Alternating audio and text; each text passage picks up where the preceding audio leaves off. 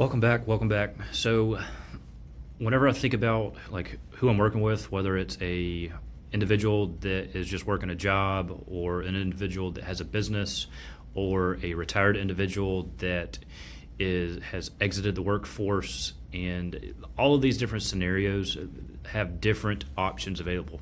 And so, the next couple of episodes, and if you're watching on YouTube, you're following along on the screen here, but I'm trying to put together kind of a brief but overall summary of what would be a solid but not too technical example of what really protecting your financial situation would look like. And so for this one would just be just an average individual that works a job, and while some of it could apply to a business owner, some of it could apply to a retiree. I've got different episodes specifically for those. And you'll have to go through the episode list to find those. But let's just say husband and wife working two jobs, so each of them has health insurance available from their employer. And so what does that look like?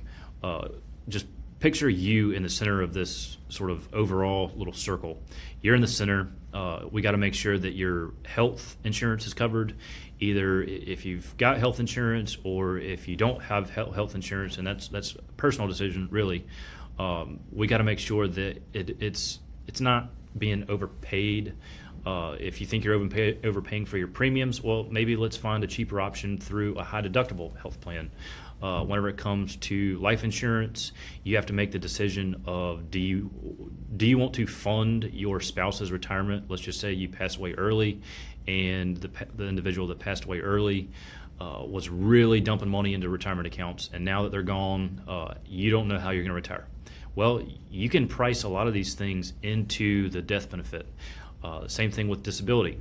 If you're working a high income job, and whenever I say high income, I'm talking about, let's just say, husband and wife doing more than $180,000 a year, or for an individual that is working solo, they're doing, let's just say $80,000 to $100,000 a year. There's different options for different income levels, and so it's hard to do these videos and say specifically, oh, you need this, you need to do this, or you need to do that. Like, these are educational. These videos are designed to bring to light different subject matters, and then you on your own go out and do the due diligence, either by working with a professional to determine what you need specifically, or figuring it out on your own.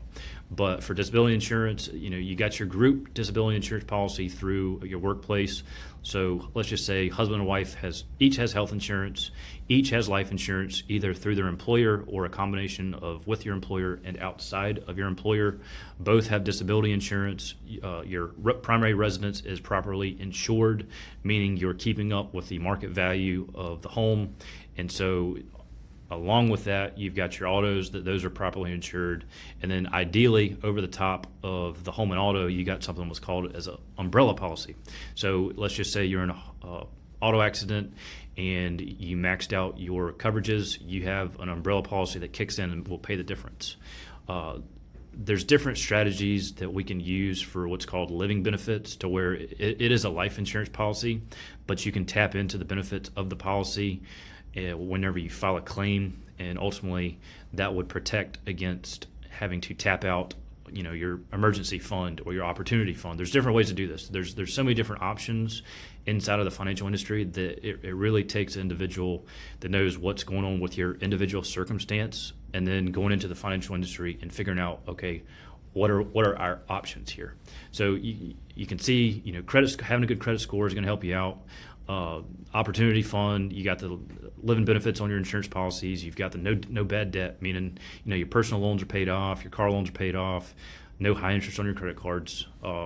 I like thinking of this as an order, making sure your credit score is taken care of, health, disability, life, home, auto, umbrella, miscellaneous policies.